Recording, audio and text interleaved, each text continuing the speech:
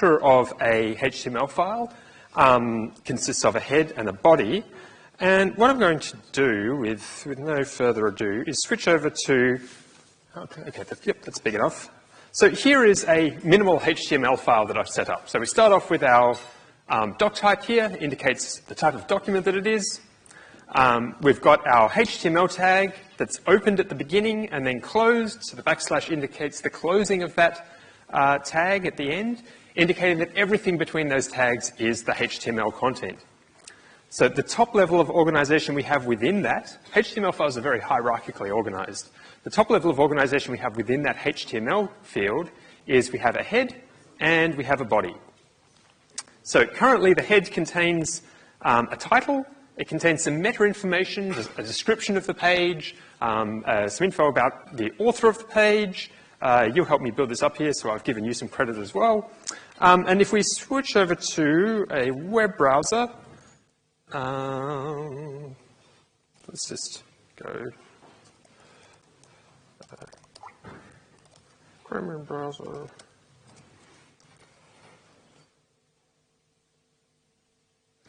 Okay, and there we go. There's our web page. Doesn't look great.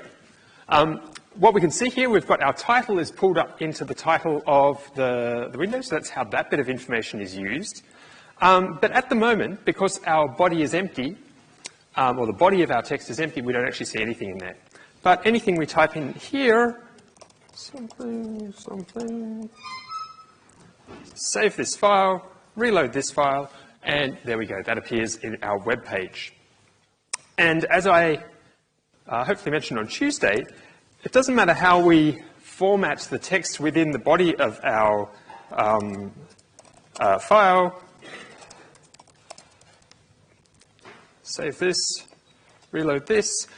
We ignore the white space that goes in here. We can use this white space for helping make our raw HTML file look a little bit more readable, but it's ignored when it comes to how that is actually parsed and displayed in the web browser.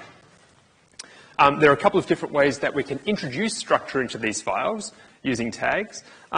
If we want to break a line, we can use a break tag. And this is our second type of tag, remember. We've got tags that occur as pairs with an opening tag and a closing tag. And we also have these second type of tags with just a simple tag, and it contains its own sort of closing indicator there. So this is indicating that we want to break our content at this point in time. So we'll save this, we'll reload this, and yes, we've got a line break there. Second approach to organizing things. So let's just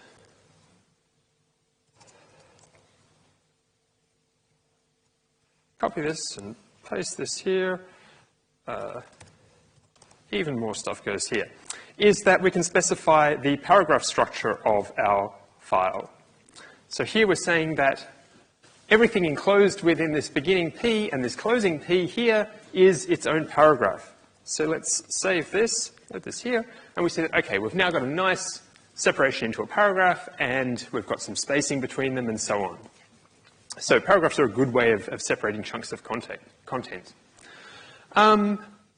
You'll also recall that we could change the formatting of our text. So we could italicize particular words by putting them in opening, closing I tags.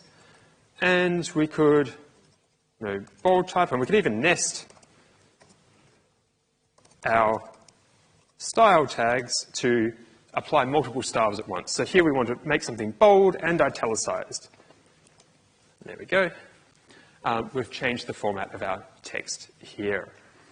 Okay, what else might we want to do with HTML files? Okay, so if we are adding a little bit more structure to our document that we're creating, we have a suite of header tags that we can use.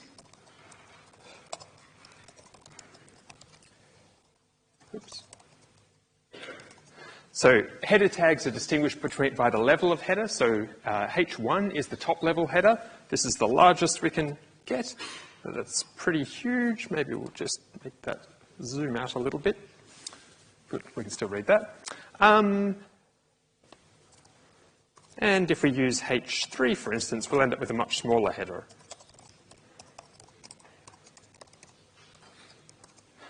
And all of these files are defined for us by default. If we go into sort of more advanced markup language specifics, we can actually modify these files. So we can specify our own styles for headers and so on. Okay, so if we save that one, have a look. Okay, you can see we've got a smaller subheading here without having to sort of manually tweak all of those details. If we want to provide other types of structured information, we can use lists to structure information. We can use an unordered list if we just want a bullet-pointed list. We begin and end our tags with an unordered list, UL, and close that again. And then each of our items is enclosed within a list item tag. So, and closing that again, next item.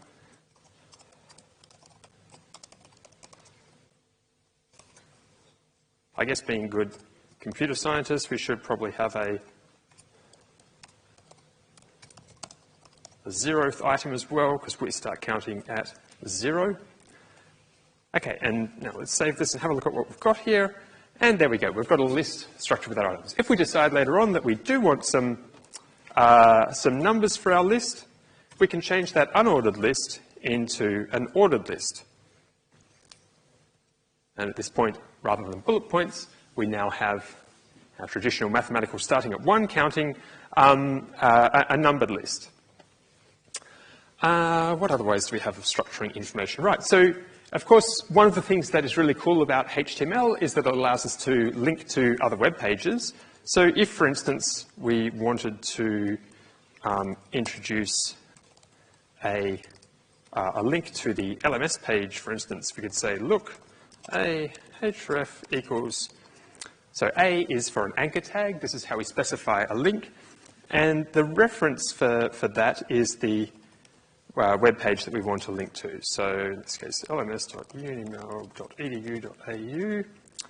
That's pretty much all the information. So we then have the text that we want to be hyperlinked, and we close our anchor tag. Hopefully I've got all that right. So we've got our link here, and if we click on that link, it will take us through to the reference that we have linked to. Okay, so going back to our exciting web page. Another way of structuring information in a HTML file is we can introduce tables. So we've got a beginning and end tag for opening and closing our table here. And then within a table, we simply specify each of our rows in turn. So we can use a header row for our column headers. We can within a table row we specify each item, each column, and we can do column headers. So let's have a look at saying author, table header, and another header which is title. Okay, so let's have a look at this first. Okay, so there we go. We've got our column headers there. Now let's add some content to this. So in the next row, so we finished this row, we want to open a new row. Open and close that row, so just to sort of separate those things out there. And now within this, I am just using regular table content. Favorite book, anyone?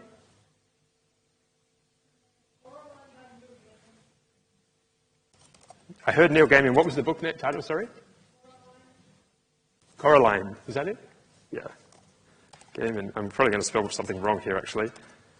You have much better taste than the class this morning. They chose 50 Shades of Grey.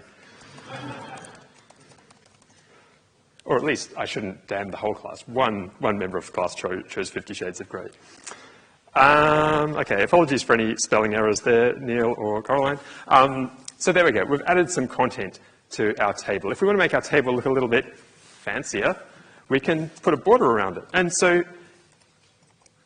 now we are taking the table tag and we are specifying a value for one of that tag's attributes. So border equals 2, say. Save that, reload that, and we've got something that looks, to my eyes at least, like a really, really 90s web page, because that's what the web used to look like when I was younger.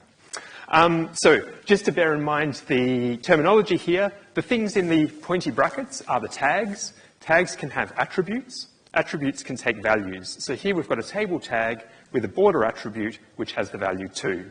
Here we have an anchor tag with a href attribute which has the value of the particular link we want to go to.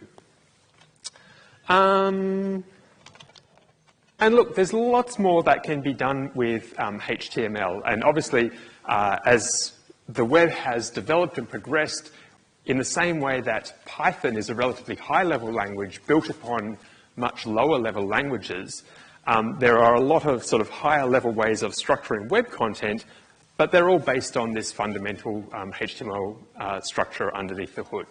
And this is why for any page on the internet, if you right-click on your, usually if you right-click in your browser and you say View Page Source, you will see a HTML file. There'll be a whole lot of extra information in there, about sort of special features of HTML5, incorporating style sheets and JavaScript and everything. But fundamentally, it all starts with these basic structures of HTML. And you can still get a lot of useful information encoded here. Now, thinking about how we've built this particular file, this is an example of a particular type of web page, which we would say is static. We've written it, and it is then displayed to a web browser.